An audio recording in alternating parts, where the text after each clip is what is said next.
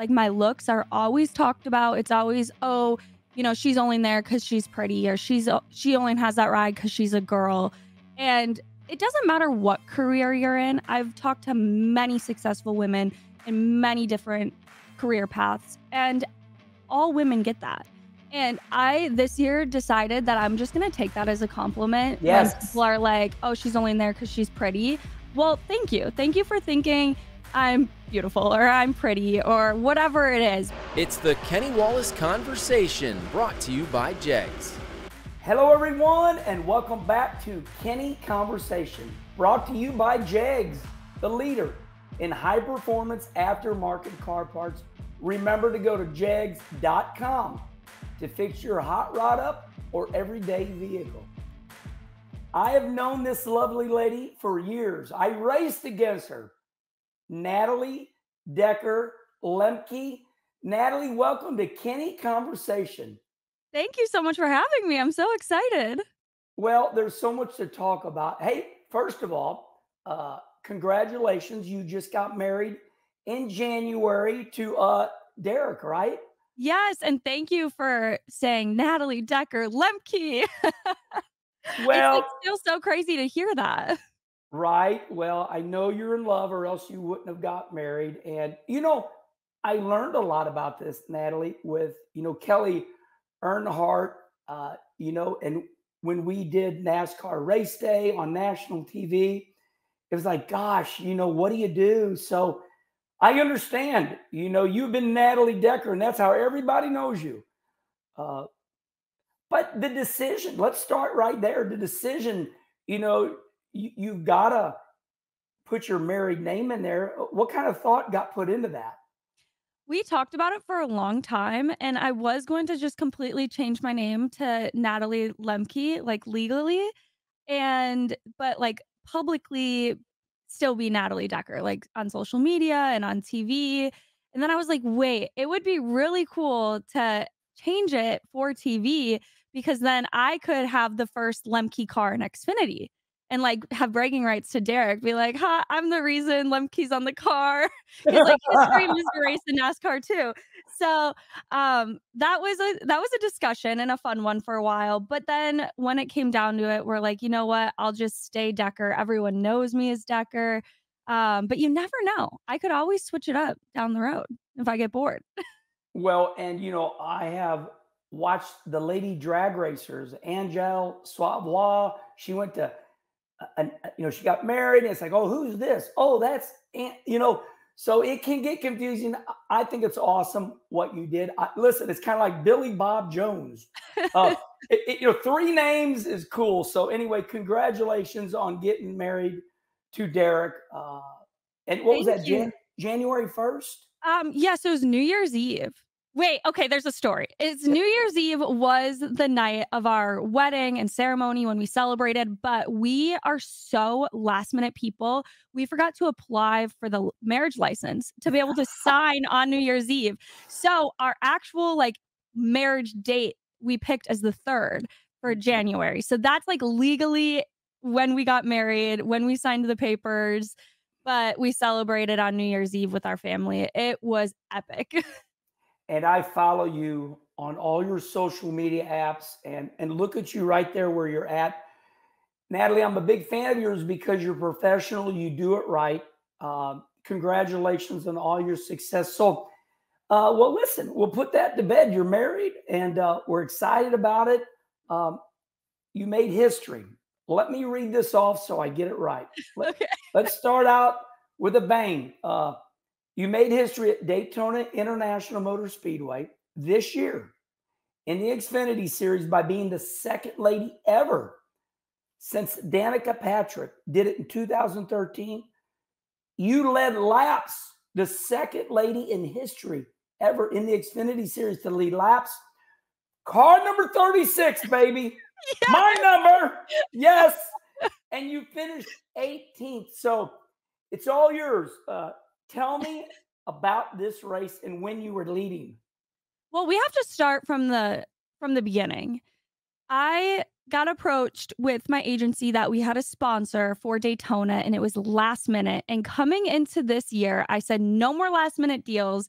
as a driver, that's really difficult. It puts me in a position to where I won't be able to show myself the best on the racetrack because I won't have time to prepare. And the team doesn't have time to prepare. And I was so freaked out about this last minute deal. I'm like, I don't want to do it. Like this, we've been doing this for too many years, putting ourselves in bad situations.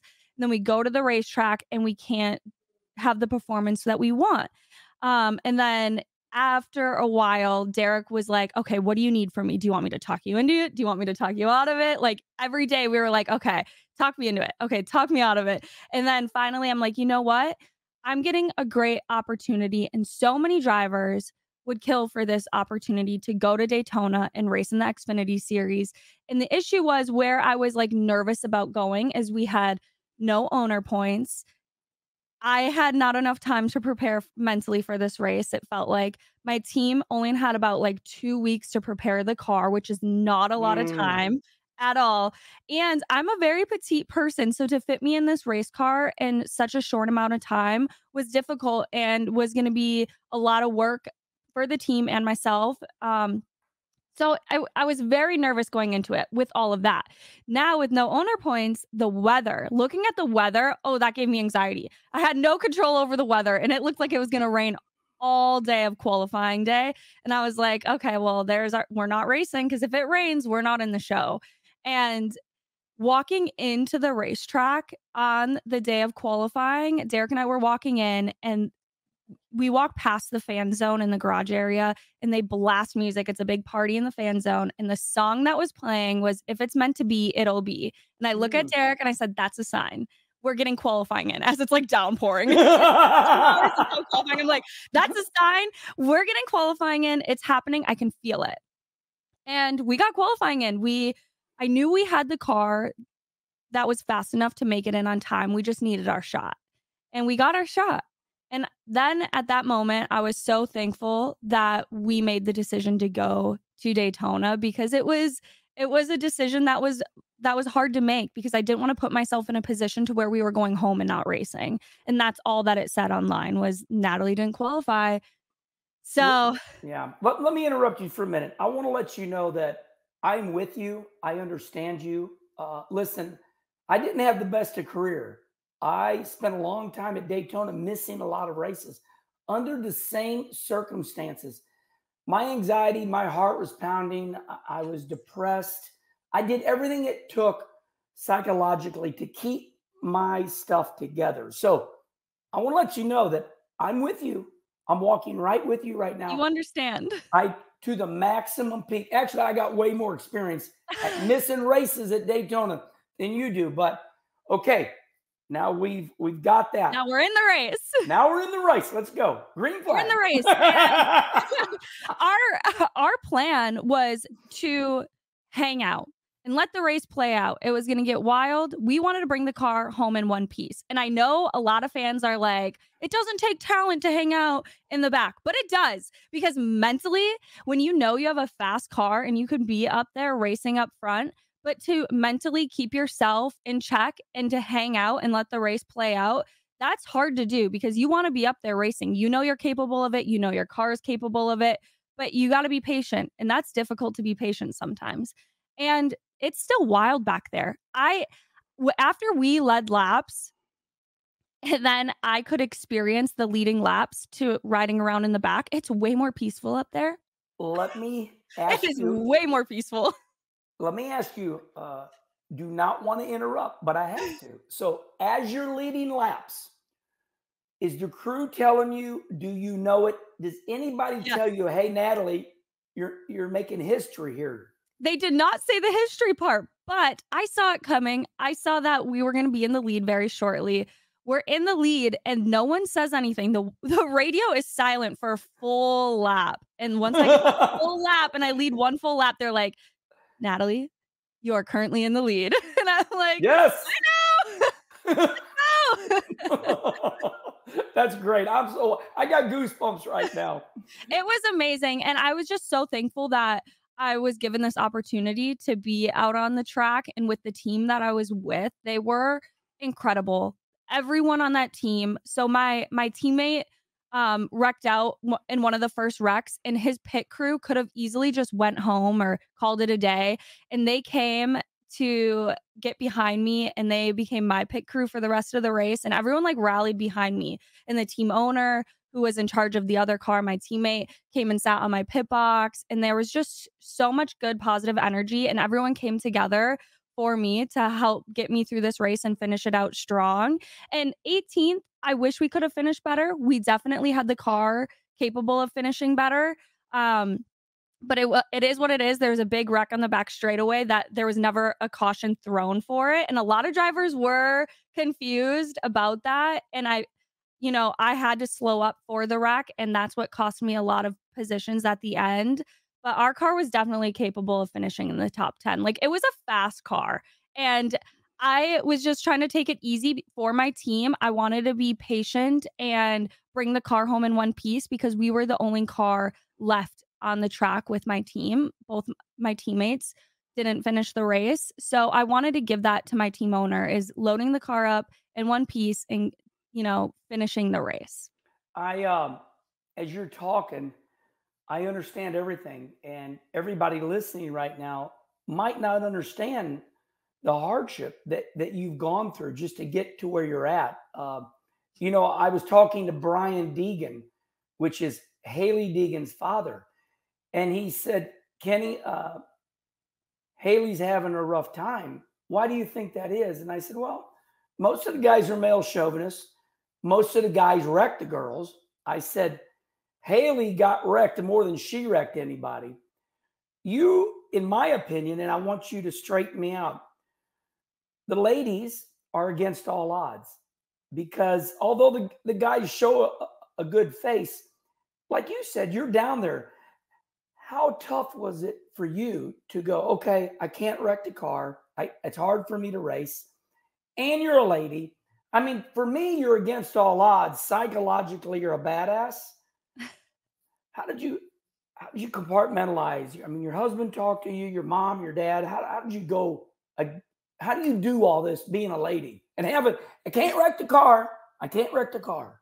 Yeah, well, so for Daytona, since that was my last race that I raced in, for example, there was a restart and we were starting, up front, closer to the front, and it was our decision. We could have come down pit road and then started in the back, like what we kind of wanted to do the whole race and the whole night, but there was like something inside of me saying, "Okay, we're here.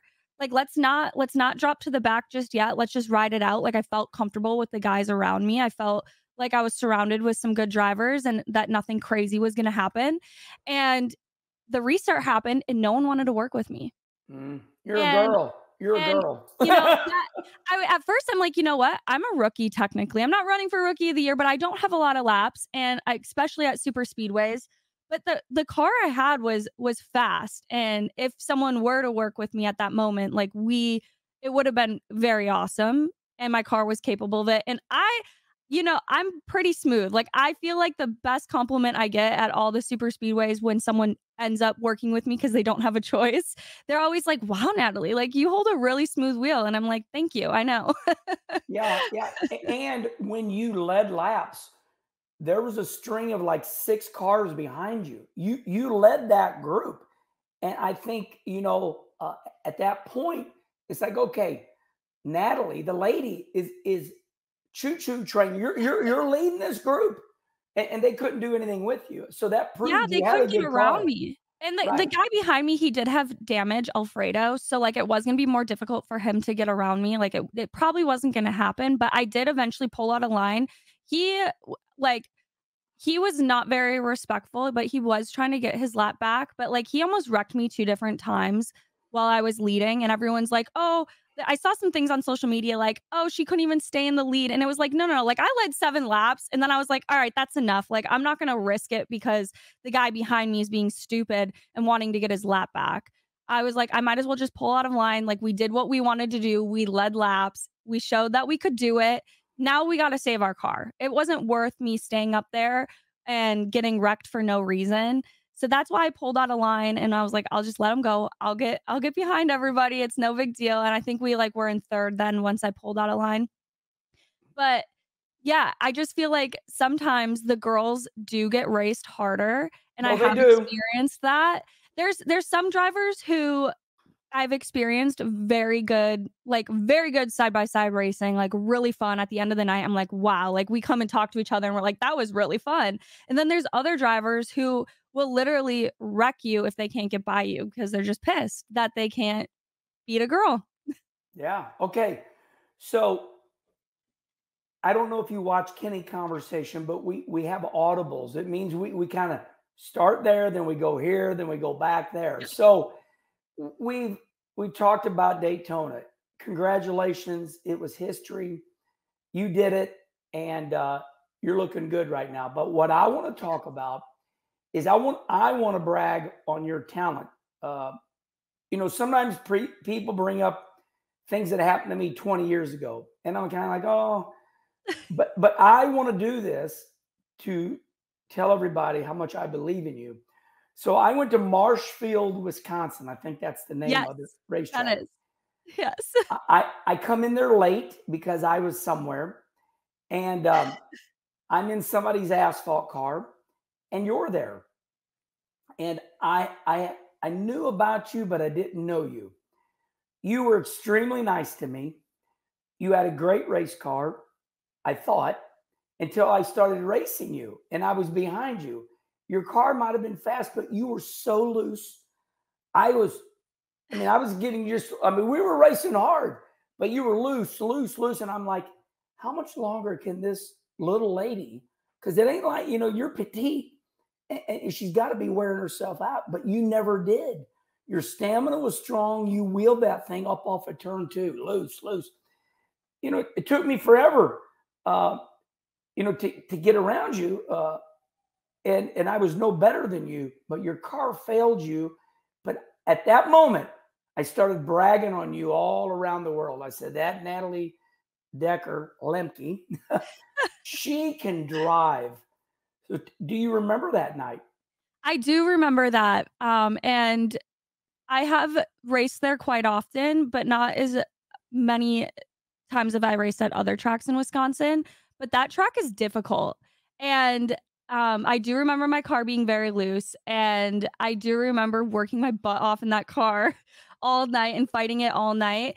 But here's the thing, Kenny, I knew you were gonna bring that up, so thank you so much for bringing that up because that was so much fun racing with you, and you brought the energy that night. Like everyone had so much fun with you being at the track, and it was so fun to be able to be like, I raced against Kenny. Like I told everyone in high school when I went back to because I was still in high school, maybe in 8th grade. I don't even know. I was very young. And 15, 16 years yeah. old? And I like told everyone. I was like so excited and showing everyone the pictures when I went back to school and everyone on my hockey team. It was a big deal that you got to come race against us in the Midwest. So thank you for coming, by the way. That was amazing. But here's the thing. I feel like so many people on social media don't know about my past. They don't know where I came from.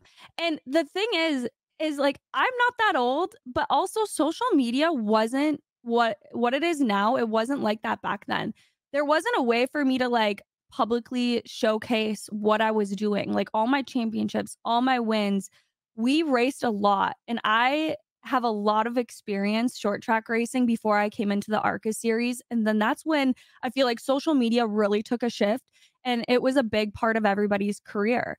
So like I jumped on the train of social media, posting a lot. I've like gone viral a couple times on there and it was like then people kind of figured out who I was, but no one really knew where I came from. And they still don't.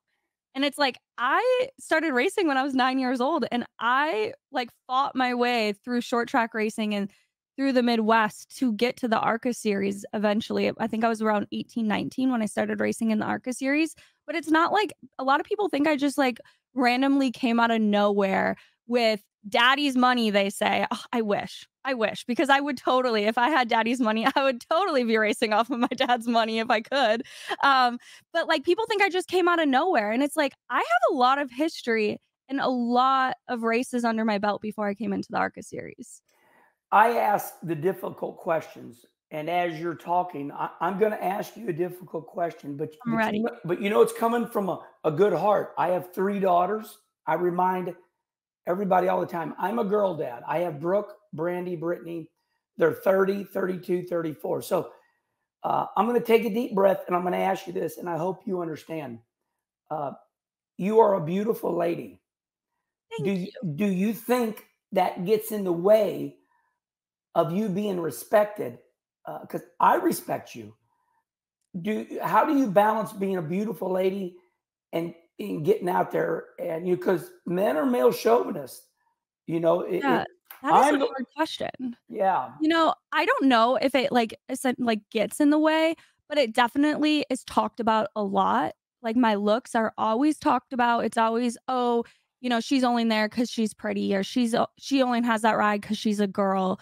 And it doesn't matter what career you're in. I've talked to many successful women in many different career paths, and all women get that. And I, this year, decided that I'm just gonna take that as a compliment when Yes. people are like, "Oh, she's only in there because she's pretty." Well, thank you. Thank you for thinking I'm beautiful or I'm pretty or whatever it is, because, you know, eh, I've worked my butt off to get to where I am today, and so has every other driver. They're there because they want it and they worked for it and they deserve it. And just because I'm a girl, just because, I'm blonde, a lot of it I feel like has to do with my hair color. But it doesn't matter, it doesn't matter about looks. It doesn't matter. So I've decided this year that I'm going to start taking it as a compliment. So yes, and you should be yourself. Let me just stay right there for a minute. I was going to ask you something else. Have you ever talked to Danica Patrick? I was just gonna bring her up. So We're going to have her on here in a couple weeks. so there was, I don't know if it was a documentary or what it was, but she was getting interviewed, and someone in this documentary series, and someone was like, "What's it like being looked at as a sex symbol?" or something along the lines of that. And I don't know word for word what she said, but it was something like, she's proud to be looked at as those things because you can be sexy, you can be nurturing, you can be strong, you can be driven, you can be all of those things. So you should be proud to be all of those things. Women can be nurturing. We can be beautiful, we can be successful. It just because, we want to be driven in a certain industry doesn't mean we can't do other things outside of it, like be a mother or get married or, be into things like modeling. My brother's a model. I'm not the model. I wish I could do that. But Oh, come on. You can be a model. I'm too short. But you can do all of those things. And she said that. And when I was younger, I heard her say those things. And I was so scared to be myself. It was right when I was getting into the ARCA series. And I was being told from all different directions, like, you need to act this way. You can't dress this way. You need to do this, or else you're not going to get taken seriously. And that messed with me for years. Mm. And this is my year, Kenny. This is my year because I'm sick of it. I'm going to be myself. I like to be girly. I like to, I'm excited that I'm married now. I'm a married woman. I feel very womanly and I want to embrace that. And I can embrace that. And after seeing Danica talk about that, it just has inspired me more and more to truly be myself and to not care what other people think. They're going to like me or they're not going to like me. And I should just be myself. Yes, and I agree with that. And I love your social media, and I've watched you embrace yourself this year, being a lady. I think it's wonderful. Listen, my wife, she's a badass. She's absolutely beautiful. I fear her because because she keeps me in line. Uh, Yeah. and and I want to say something else. Um, the men, you know, the, men are mentally, they shave up, they want to look good. You look at Denny Hamlin, you go through Denny Hamlin's social media. So he's trying to be cool. He's got that Michael Jordan swag. And so men like to look good too. They're not a bunch of greaseballs. So it can't work both ways. If the men want to look good, then the ladies can look good too. So I'm right there with you. I applaud you. Be yourself. And I shave, and you get ready. So I feel like we all do the same thing. We all do the same thing. And you know what? You want to feel proud about yourself. So, Yes. like, I struggle with a lot of things with my health, and the one thing I learned at a very young age is take care of yourself. Take care of your health and take care of your body. It's the only one you get. And I learned that at a young age, and I feel like that's one of the things that I try to do every single day, and I'm proud of it. So when people are like targeting me and trying to be mean for, trying to take care of myself, I just don't understand because it's like that's something that people should look up to and people should strive to do every single day. Yeah, and I'm going to tell you what, just talking to you right now, this is the first time I've been able to talk to you in depth. My mom is probably your size. And when I was young, my mom was a ball of fire. And she would say, Ken Hun, that's what she'd call me. Oh, She'd say, dynamite comes in small packages. And I do.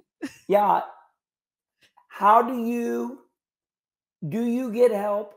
Uh, I've been to Topeka, Kansas. I went to a sports therapist. My wife went with me. My sponsor, Square D, paid for it. I've interviewed all the cup drivers. They all say they do now. Who helps you say, I'm strong. I'm not, they're not going to get me. These people are not going to beat me down. And who are these people? It's social media. You hear the whispers. We got good ears. Who helps you stay such a badass? Well, I do wanna say that Derek, my husband, is the number one reason on why I can stay strong through these times because he's the one that I turn to the most, because I know he's gonna love me unconditionally, so when I have a hard time and I need to take it out on someone, he's the one that gets the end of it, and, I just know he'll love me through it, so Right, right. but He'll forgive you. he'll forgive me, and he keeps me strong, and he keeps me in line, and he really helps me a lot, but I do wanna bring up that when I moved from the ARCA series to the truck series and I was racing for DGR, David Gilliland said that I should go see a sports psychologist, and he gave me the sports psychologist I should see, and I went and I saw him, and it changed my life. It was amazing. The things that I learned on how to control your mind is insane. And the one thing I learned was A plus B equals R. Well, I learned many things, but this was the one that really has stuck with me. So, A is everything you can control. So, you can control like your diet, you can control like leading up to a race, how much water you intake, like what you need and what your body needs to make sure you make it through the race. You can control watching film and studying and working with your team and showing up on time. And then there's things you can't control, and that's B. Things like the motor blowing up or brakes going out or like stuff on the car that is out of everybody's control. And there's a lot of things out of a lot of people's control. Maybe a wreck that's happened that you are involved in that had nothing to do with you. And then R is your result. So A plus B equals R. So if you are constantly focused on everything you can control in the task at hand, B there's going to be B factors, there's going to be things you can't control, but if you focus on A, your result will be the best it can be. So, when I learned that, I put that into my daily life and into racing, but overall, it has helped me so much to be a good daughter, a good sister, a good wife, overall, like, at home. So, like, I try to let other people in on that little secret, A plus B equals R, because it will change your life. There's daily things like traffic or things that are so out of your control that people will get so angry about. And it's like, if you just focus on what you can control, your result at the end of the day is going to be the best it can be. And that's all you can ask for.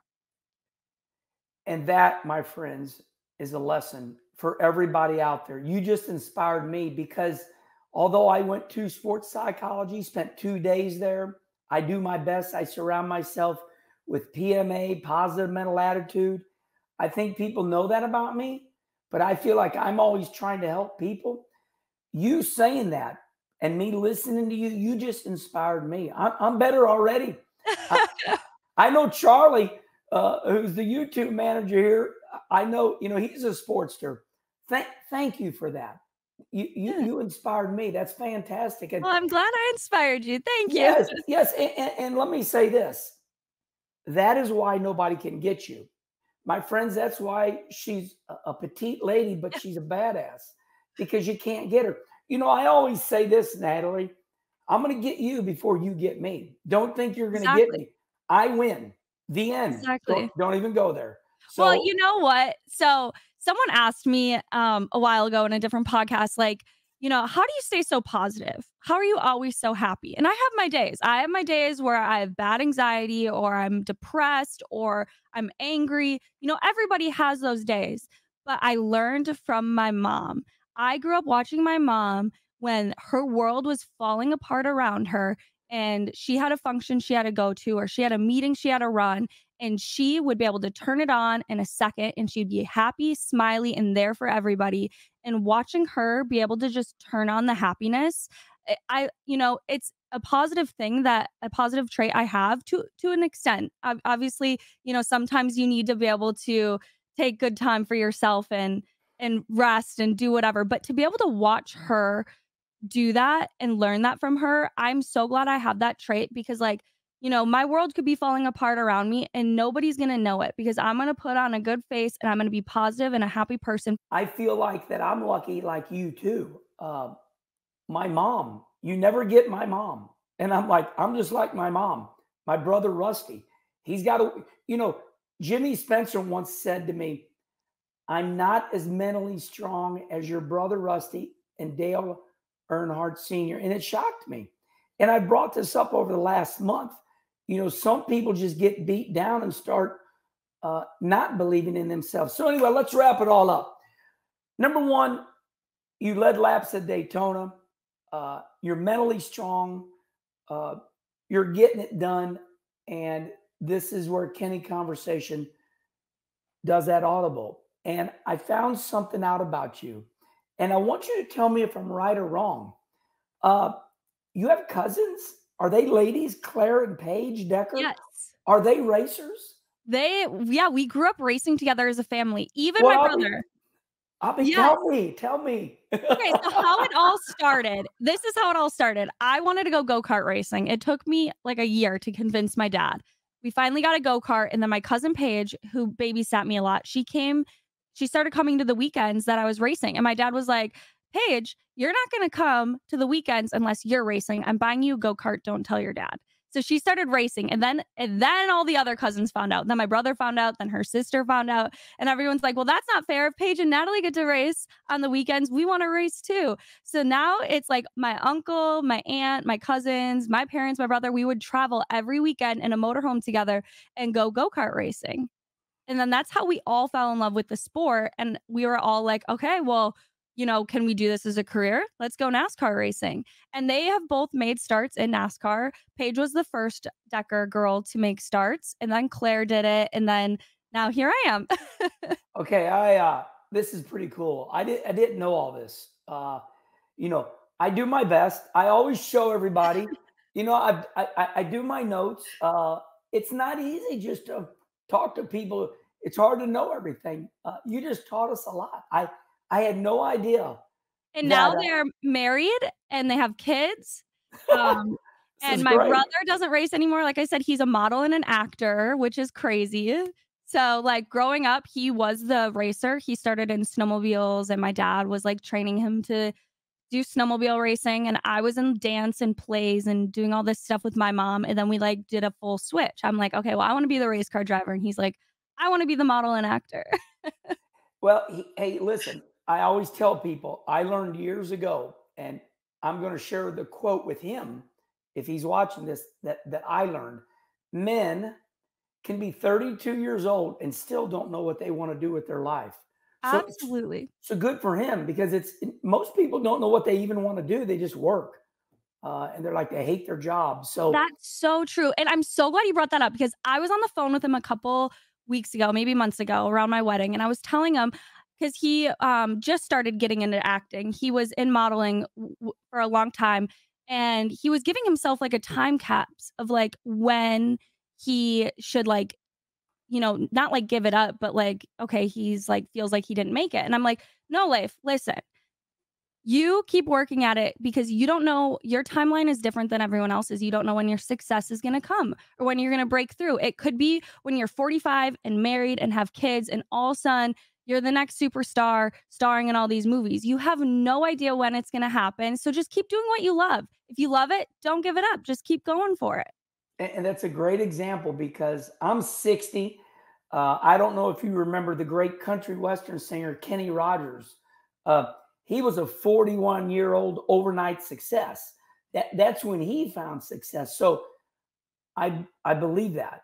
All right, so let's move on. I want to get my 200 glasses on, and I want to tell you a little bit about yourself. So please allow me to brag on you for a little bit. Okay. You've done some great things.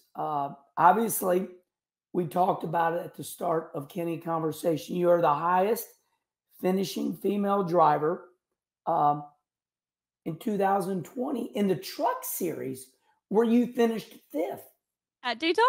at Daytona, and you are the second female in history to lead laps in the Xfinity series. So you have done two things that most ladies, millions of ladies have never done. You've set incredible history breaking records. Now, 2021 Trans Am Series SGT class Pro Am Challenge champion.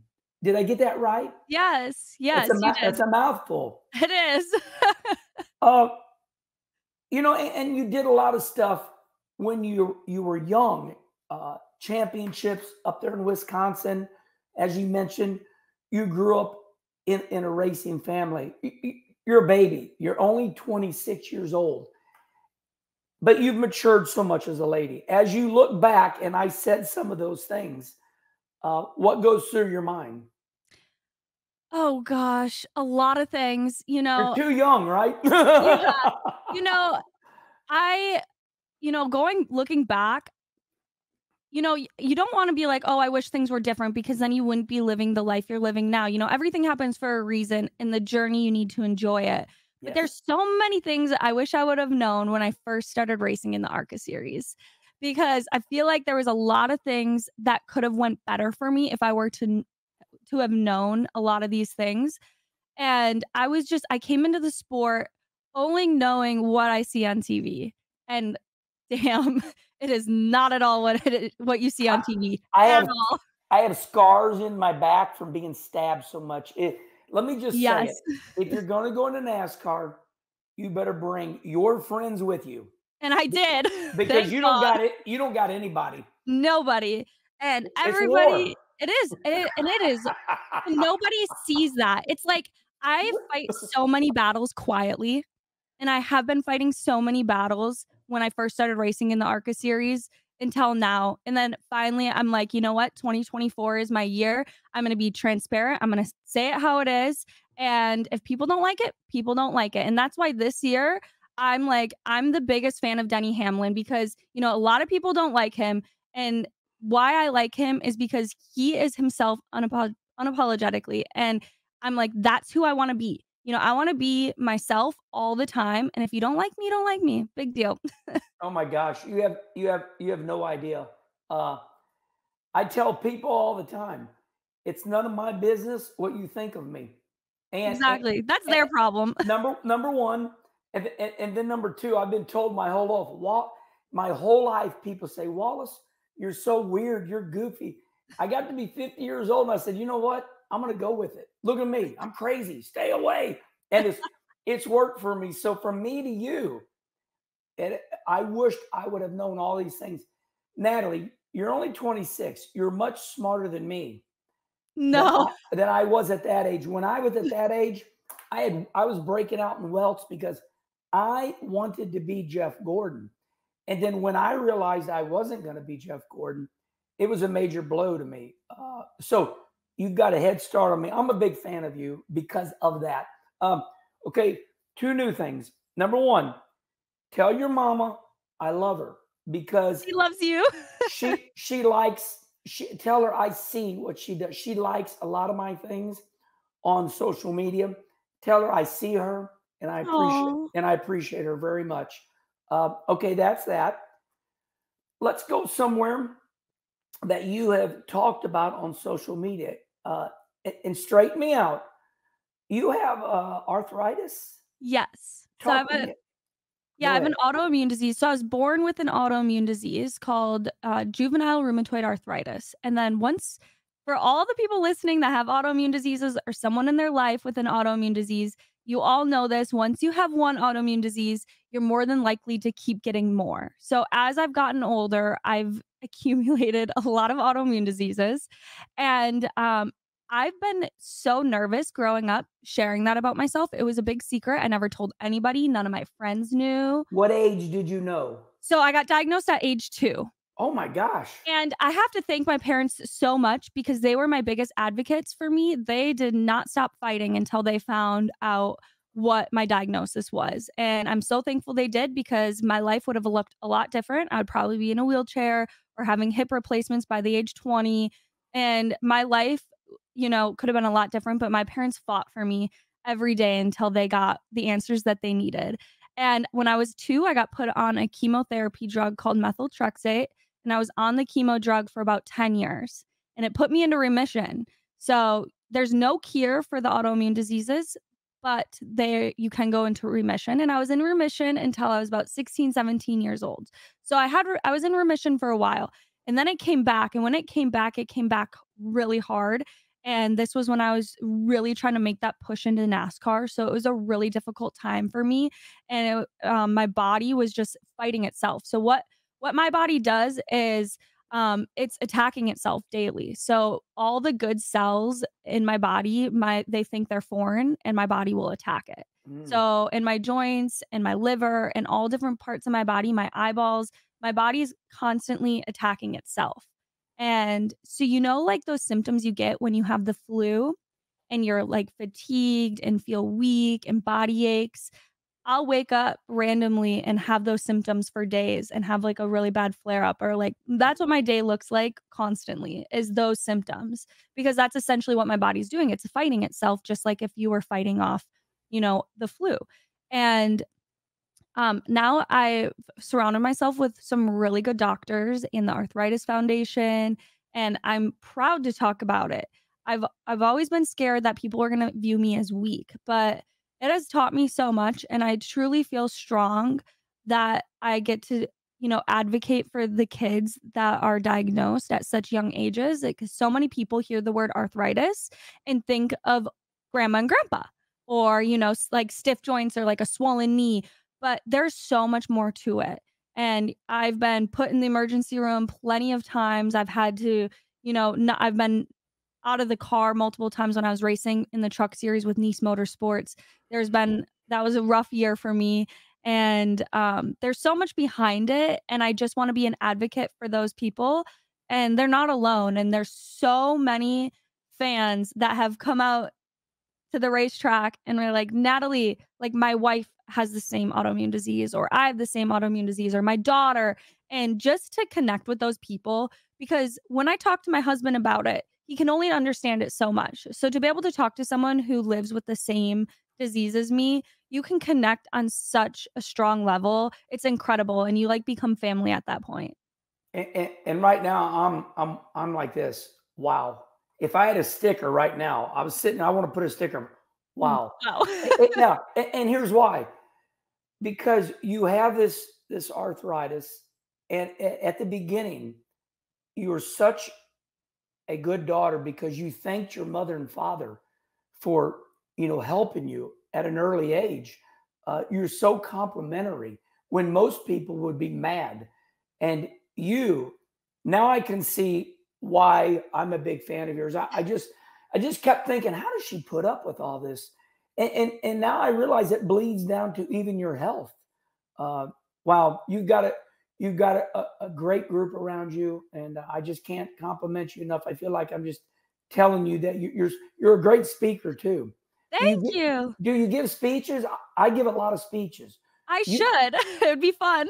Yes, and let me say this. I'm going to tell you my experience.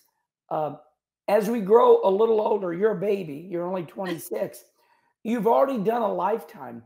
All you have to do is stand up in front of people and tell them your story, and that's a speech. And they'll pay you $10,000 to do that.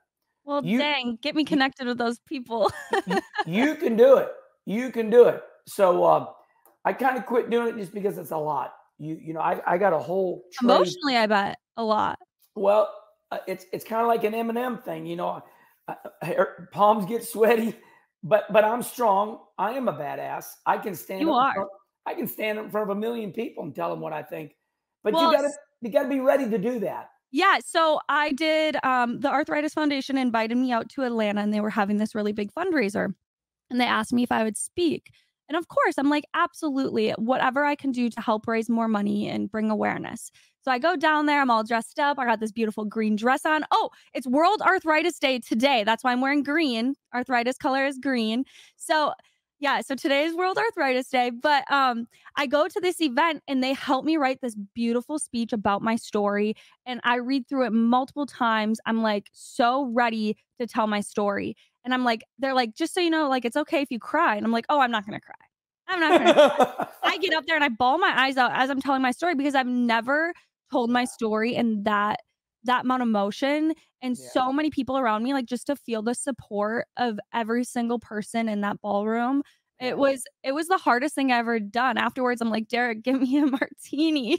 Yeah, right. Right. I like that. Woo! And for all you men out there that don't draft with her, once you realize what she's gone through, you need to draft with her because she'll be your best partner on the speedways. My gosh. I will. I won't do Okay. anybody wrong. I promise. I'll do my best. Hey, listen, Morgan Shepherd once told one of the, like you, and all I do is share my experiences. I don't tell people what to do anymore. I share my experiences, and that's different. My brother, the great Rusty Wallace, and yes, I'm proud of him, and I brag on him all the time. So Rusty comes to me and goes, hey, now this is like 25 years ago. He says, Morgan Shepherd says you are one of the best drafters he's ever drafted with. And I said, that's because I pick and choose my battles on the speedways. Yeah. I'm like, boys, let me know when there's 20 to go. Let me know when, because if I'm going to wreck, hopefully it's going to be going for a good position at the end. At the checkered flag. Yes, yes. Exactly. Oh, the great Dick Trickle. Everybody messes it up, but the great Dick Trickle I know you're from Eagle River, but Dick Trickle from, Wisconsin, Rapids, Wisconsin, a little small town. But Dick was a philosopher. And when I first started racing, he put his arm around me. He was my mentor. And he said, my boy, you must first finish to finish first. And I got down south and I started running NASCAR. And it'd be a 200 lap race. It'd be lap 80. And my team's wanting me to run all up and over people. And I'm like, whoa, time out. We got a lot of time left. I want to win.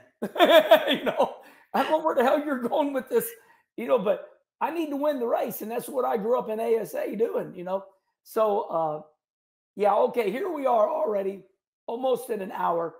Let's wrap it up like this, Natalie. I know you're running a limited schedule this year, and a lot of times that's better. People have proven limited schedules to be better. What are we doing the rest of 2024? You've already run Daytona.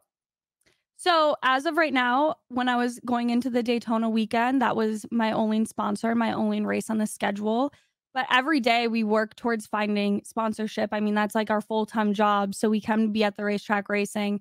And I feel like a lot of the fans think that like I pick and choose like when I want to race. Like if it was up to me, I would be doing any and every race I could possibly do. Like give me any opportunity and I'll take it. Like doesn't matter what class, what car, dirt racing, whatever it is. Like I'm down and I would love any opportunity, but it takes money and that's what we have to go out and find funding for and making, relationships and partners and all those things. That's what we do day in and day out. As of right now, I don't have a race on my schedule, but we are like this close with getting some funding and sponsorship to be able to announce what I'll be doing next. And it's a struggle. The behind the scenes is honestly sometimes more mentally tough than the weekend racing. The weekend racing is the fun part. It's like, I can relax. We're here. We made it. We're doing the thing. But all the work behind it, there's a lot. And I'm so lucky. I get to do that with my family. I work with my husband and my parents. We're a family every day. Like we get together, we have our meetings, we reach out to partners, we do it together as a family. And if I didn't have that, I don't know how much longer I could take of it because it's a lot of work. But to be able to do it with my family, that's what makes it worth it. I get to spend all this time with them, and it's enjoyable most times. Sometimes we do all fight, but it's enjoyable. I spent my whole career getting my own sponsors. I know what you're saying. Same. I got Square D, I got AutoZone, you name it, I did it. I feel like you're my little sister because our careers really did. You know, I think what put me over the top was they asked me to do TV, and I'm that guy that has 9 lives. You know, Wallace is done. He's out. Oh, hold on, I'm gonna do TV. Hey, Wallace is done doing TV. Oh, hold on, I'm gonna do radio. Wallace is really done now. Oh, now he's back in the racetrack doing trackside live. So I'm with you. You're my little sister that never was, and stay digging. That they're going to try to swallow you. They're going to try to put their foot on your throat. They want to choke you out, and that, my friend, is competition. And Father John, that married Kim and myself, he said, "Be careful, young man, and for you, young lady, competition will kill you. Don't let it get you.